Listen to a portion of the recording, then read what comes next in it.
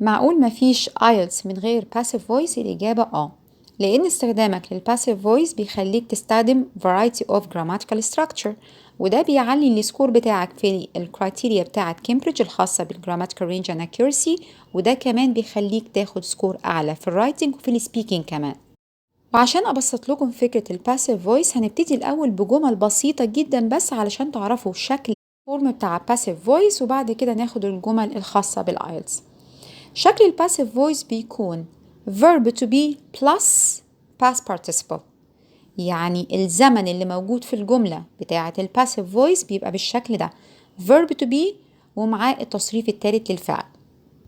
هناخد الإكزامبل البسيط اللي عندنا، بنقول إن the teacher explains the lesson. طب لو أنا عايزة أقول إن الدرس بيتشرح بواسطة التيتشر، بجيب الليسن، بعمل كروس وبجيب الليسن الأول the lesson وبحط verb to be اللي احنا اتفقنا عليه verb to be بحطه في present simple علشان الجملة بتاعتي في present، فبجيب present simple لverb to be اللي يمشي مع الفاعل اللي بديت بيه الجملة اللي هو التيتشر، يبقى هستخدم is، وبعد ما استخدمت is اللي هو verb to be هجيب past participle أو التصريف الثالث للفعل اللي عندي. explain هيبقى explained، يبقى the lesson is explained by the teacher، وteacher بجيبها بحطها في آخر الجملة. في نقطة مهمة قوي هنا، بنسبة 90% by ما بتجيش في الجمل بتاعة الآيلتس، احنا بس بنجيب الفكرة بتاعة الباسيف فويس وباي the teacher by researchers، مش بنكتبها وبنقفل الجملة لغاية هنا. ناخد example تاني في الباست simple عشان تشوفوا الفرق بين استخدام الباسيف فويس في البريزنت واستخدامه في الباست simple. الجملة بتقول the cat drank the milk. طيب لو أنا عايزة أقول إن اللبن اتشرب بواسطة القطة، يبقى هقول the milk was. ليه was؟ لأن أنا جبت past simple بتاع verb to be اللي هو مفروض يبقى is، فخليته was، يبقى the milk was drunk by the cat. ولو أنا وقفت بس لغاية the milk was drunk الجملة صحيحة 100% ومش محتاج أكتب by the cat. مستعدين دلوقتي بقى ناخد الجمل القوية بتاعة الآيلتس اللي هنعملها passive voice. هناخد الإكزامبل اللي عندنا. الإكزامبل في الأكتيف بيقول researchers have found that too many hours watching television can be detrimental. وزي ما احنا متعودين في الجرامر بناخد برضو كلمات researchers، الناس اللي بتعمل الأبحاث، have found that too many hours watching television can be detrimental من الكلمات القوية جدا في الآيلتس ومعناها مدمر، يعني الفرجة على التلفزيون لساعات طويلة ممكن فعلا يكون مدمر. أول حاجة هفكر فيها إني أجيب الشيء اللي هم اكتشفوه وأبتدي بالجملة. أنا بعمل كروس، الشيء اللي هم اكتشفوه هو عبارة عن موضوع، يبقى أنا باخده الأول أعمل له reference يعني أستخدم مكانه ضمير وبعد كده أكمل الجملة. الضمير اللي هو هستخدمه عشان أتكلم على الشيء اللي هم اكتشفوه it، لأنهم اكتشفوا شيء واحد، وبعد it بيجي الفعل. طيب الفعل اللي عندنا هنا إيه؟ أول حاجة الفعل اللي في الأكتيف voice، الجملة اللي فوق معمول في present perfect، واللي عايز يتفرج على present perfect إزاي بيستخدم في الآيلتس هحط لكم لينك الفيديو فوق. طيب present perfect دلوقتي أنا عايزة أحوله للباسيف voice، الموضوع برضو بسيط، احنا اتفقنا إن الباسيف voice verb to be وتصريف تالت.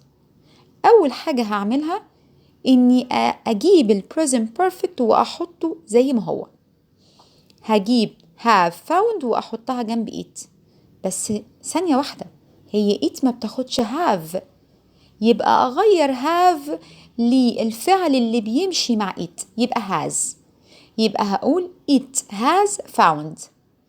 السبيس اللي في النص دي المفروض أحط فيها إيه؟ المفروض بنحط فيها الverb to be عشان يبقى عملت passive voice. طب verb to be لو أنا حطيته هنا is ينفع؟ لأ، لأن has في اللغة الإنجليزية لازم يجي بعديها تصريف تالت، دي قاعدة، يبقى أنا is اللي أنا هحطها لازم أجيب منها التصريف التالت وبعد كده أحطه بعد has. طيب التصريف التالت بتاع verb to be إيه؟ هو been، يبقى هحط been ويبقى الزمن اللي عندي هو ال present perfect بس في ال passive voice. يبقى it has been found وأكمل الجملة اللي عندي that too many hours watching television can be detrimental. ناخد جملة تاني عشان نأكد المينينج واستخدام ال passive voice ونعرف كمان كلمات جديدة للآيلتس. الجملة بتقول Proponents claim that children who are raised by their grandparents are more sociable than those living away from them. أول حاجة طبعا الكلمات Proponents المؤيدين claim that بيقولوا أو بيدعوا إيه؟ إن الأطفال اللي بتتربى by their grandparents are more sociable than those living away from them.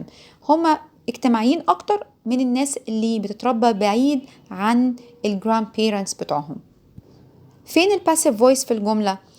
are raised اتربوا، يعني الأطفال اللي اتربوا بواسطة مين؟ بواسطة الجد والجدة بتوعهم. يبقى أنا هنا كان لازم أستخدم الباسيف فويس ومن غيره الجملة يمكن معناها ما يوصلش، لأن الباسيف فويس بيبقى الأهم عليه على الشيء اللي حصل عليه الأكشن. هو مين اللي اتربى؟ الأطفال. تمام؟ يبقى الأطفال اللي بيتم تربيتهم بواسطة الجراند بيرنتس هما اجتماعيين أكتر. ليه عملتها في البريزنت سيمبل؟ عشان إحنا لما بنتكلم على فاكت أو بنتكلم على شيء في العموم بنستخدم البريزنت سيمبل. استخدمت البريزنت سيمبل أول حاجة verb to be are عشان هما children، وبعد كده جبت التصريف الثالث بتاع يربي اللي هو raised. مش عايزاكم تنسوا ان في مفاجأة قريبة جدا للناس اللي بتدفع فلوس كتير في كورسات الايلتس عشان تحضر نفسها. في مفاجأة كبيرة على القناة هنا قريب، تابعوني دايما وبالتوفيق لكم جميعا. معقول مفيش ايلتس من غير passive voice؟ الإجابة لأن استخدامك للpassive